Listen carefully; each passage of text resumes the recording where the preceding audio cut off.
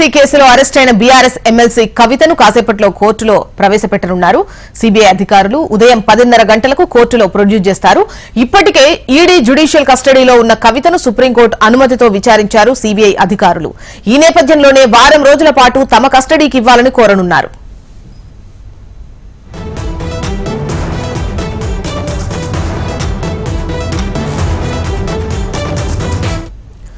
Excise policy కేసులో arrest అయిన BRS MLC కవితను కాసేపట్లో కోర్టులో ప్రవేశపెట్టనున్నారు. సిబిఐ అధికారులు ఉదయం 10:30 గంటలకు కోర్టులో ప్రొడ్యూస్ చేస్తారు. ఇప్పటికే ఈడీ జ్యుడిషియల్ కస్టడీలో ఉన్న కవితను సుప్రీంకోర్టు అనుమతితో విచారించారు సిబిఐ అధికారులు. ఈ నేపథ్యంలోనే వారం రోజుల పాటు తమ కస్టడీకి ఇవ్వాలని కోరనున్నట్లుగా తెలుస్తోంది. వివరాలు శిరీష్ మనకు అందిస్తారు. శిరీష్, జోష్నా, ప్రస్తుతం సమాచారం అందుతుంది. కవితను తిహార్ జైలు నుంచి నేరుగా రోజ్ అవెన్యూ కోర్టుకు తీసుకొచ్చారు. రోజ్ అవెన్యూ కోర్టులో ఏర్పాటు చేయబడిన బ్యారెక్లో లాకప్ సెల్లో ఉంచారు. మరికొద్ది సేపట్లో ఢిల్లీ లిక్కర్ స్కామ్ను విచారిస్తున్న సిబిఐకి ప్రత్యేక కోర్టు జడ్జి కావేరీ బవేజా ముందు హాజరుపరుస్తారు. ఈ సందర్భంగా ఇరు పక్షాల యొక్క వాదనలేంటి కూడా జరుగుతాయి. ఇటు కవిత తరపున, అదేవిధంగా సిబిఐ తరపున కూడా వాదనలేంటి కూడా జరుగుతాయి. అయితే కవితను సిబిఐ ఎందుకు అరెస్ట్ చేయాల్సి వచ్చింది, ఎందుకు కవితను కస్టడీకి కోరుతున్నారనే దాని గురించి కూడా సిబిఐ కస్టడీ అప్లికేషన్ అనేది కూడా రోజ్ అవెన్యూ కోర్టులో దాఖలు చేయనుంది. దీనికి సంబంధించిన వాదనలేంటి కూడా జరుగుతాయి. నిన్న కవిత తరపు న్యాయవాదులు రానా, అదేవిధంగా మోహిత్ రావు ఇద్దరు కూడా వాదనలేంటి కూడా వినిపించారు. అయితే సిబిఐ ఇక్కడ కూడా కోర్టుకు విరుద్ధంగా కూడా వ్యవహరిస్తోంది. మొదట్లో జైలు అధికారుల అనుమతి తీసుకున్న తర్వాత విచారిస్తామన్నారు. శుక్రవారం నాడు పిటిషన్ వేశారు. శనివారం నాడు మా పిటిషన్ అనేది విచారణకు వస్తున్న సందర్భంగానే కవితను విచారించడం కూడా జరిగింది. అయితే మేము వేసిన పిటిషన్పై 3 రోజుల లోపల రిప్లై ఇస్తామన్నారు. చివరికి రిప్లై ఇవ్వాల్సిన అవసరం లేదు, ఆల్రెడీ విచారించామని చెప్పేసి దాన్ని దాటవేసే ప్రయత్నం కూడా చేశారు. ఆ మరుసటి రోజే కవితను అరెస్ట్ చేసినట్లుగా కూడా ప్రకటించారు. ఇప్పుడు తీసుకొచ్చి కస్టడీకి అడుగుతున్నారు. సో ఇదంతా కూడా కేసును సాగదీసే ధోరణిలో భాగంగానే, రాజకీయ కక్ష సాధింపు కేసును సాగదీసే ధోరణిలో భాగంగానే ఈ చర్యలన్నింటినీ కూడా సిబిఐ చేస్తోందని చెప్పేసి కవిత తరపు న్యాయవాదులు కూడా ఆరోపిస్తున్నారు. 10:30 గంటలకు కోర్టు ప్రారంభం కాగానే కోర్టులో తీసుకొచ్చి హాజరుపరుస్తారు. ఈ సందర్భంగా కవిత మీడియాతోటి కూడా మాట్లాడే అవకాశం కూడా ఉంది. నిన్న తిహార్ జైల్లో ఉన్న కవితను అరెస్ట్ చేసినట్లుగా కూడా సిబిఐ ప్రకటించింది. అయితే ఇటీవల జరిపిన విచారణలో, సిబిఐ విచారణలో కవిత సహకరించకపోవడం వల్లనే అరెస్ట్ చేసినట్లుగా కూడా సిబిఐ వర్గాలు కూడా చెప్తున్నాయి.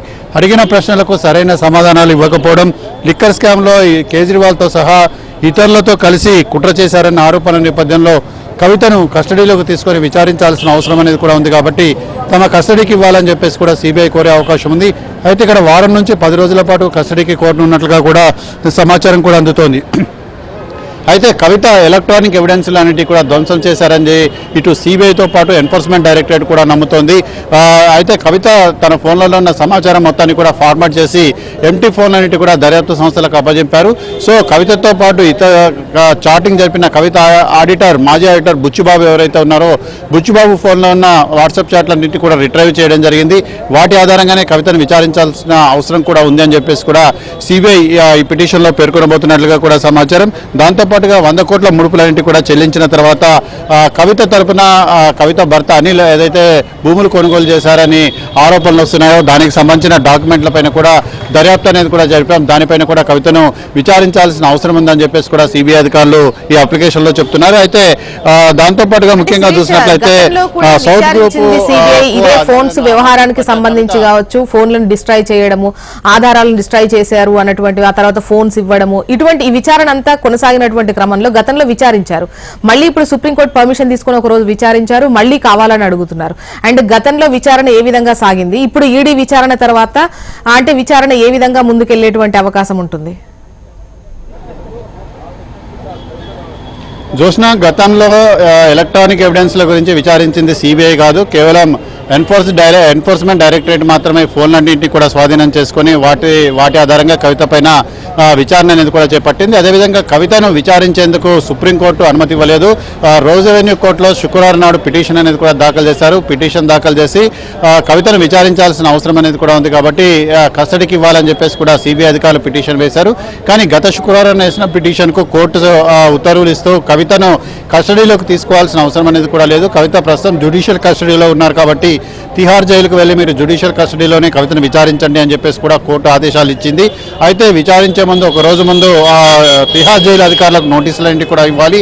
ఆ నోటీసులను బట్టి మీరు కవితను విచారించుకోవాల్సిన అవసరం విచారించుకోవచ్చు. అయితే లేడీ కానిస్టేబుల్ తప్పనిసరిగా ఉండాలి. అదేవిధంగా కవితను విచారించే అధికారి హెడ్ కానిస్టేబుల్కు తక్కువ స్థాయి అధికారి అయి ఉండకూడదు అని చెప్పి కొన్ని షరతులు కూడా విధించడం కూడా జరిగింది. సో ఇది విచారిస్తున్న సందర్భంలోనే నిన్న అకస్మాత్తుగా కవితను అరెస్ట్ చేసినట్లుగా కూడా సిబిఐ ప్రకటించింది. అయితే ఇప్పుడు కోర్టులో దాఖలు చేయబోయే కస్టడీ అప్లికేషన్ ఏదైతే ఉందో ఆ కస్టడీ అప్లికేషన్లో ఏ అంశాలను పొందుపరుస్తారు కొత్తగా అనేది కూడా చూడాలి. అయితే ఇక్కడ కుట్రకోణం అనేది కూడా దాగి ఉంది అన్న నేపథ్యంలో సిబిఐ విచారణ అనేది కూడా జరుపుతోంది. అదే ఆర్థిక అవకతవకలు కుట్రకోణం దాగి ఉంది. అంటే ఒక రకంగా మొత్తం మీద ముడుపులన్నిటి కూడా చెల్లించి లంచాలు ఇవ్వడం అనేది కూడా నేరం. అదేవిధంగా లంచాలు ఇవ్వడంతో పాటుగా ఒక ప్రభుత్వానికి సంబంధించిన పాలసీని మార్చడంతో పాటుగా పాలసీని తమకు అనుకూలంగా మార్పులు చేర్పులు చేసుకొని తద్వారా లబ్ధి పొందారనేది కూడా సిబిఐ ప్రధాన ఆరోపణ. దీనికి సంబంధించి సిబిఐ ప్రధానంగా విచారించబోతోంది. సో మొత్తం మీద కూడా కవితను కేజ్రీవాల్తో కలిపి ఇప్పటివరకు విచారించలేదు కాబట్టి కవితను కేజ్రీవాల్ను కూడా కలిపి విచారించాల్సిన అవసరం ఉందన్న విషయాన్ని కూడా కోర్టుకు తెలియజేసే అవకాశం కూడా ఉంది. దాంతో పాటుగా మిగిలిన వాంగ్మూలాలు ఏవైతే ఉన్నాయో బుచ్చిబాబు కానీ లేకపోతే అభిషేక్ బోయనపల్లి ఇచ్చిన వాంగ్మూలం కానీ మాగుంట రాఘవ్ ఇచ్చింది కానీ శరత్ చంద్రారెడ్డి ఇచ్చింది కానీ వీటి ఆధారంగా కూడా కవితను ప్రశ్నించాల్సిన అవసరం ఉంది. కాబట్టి కస్టడీ అనేది కూడా అడుగుతున్నట్లుగా సమాచారం. సో ఈ కస్టడీ అనేది వారం రోజులు ఇస్తారా 10 రోజులు ఇస్తారా లేదా జ్యుడిషియల్ కస్టడీలో భాగంగానే తిహార్ జైల్లోనే విచారించుకోమని చెప్పి కోర్టు చెప్తుందా అనేది కూడా చూడాల్సి ఉంది. జోష్న రైట్ శిరీష్.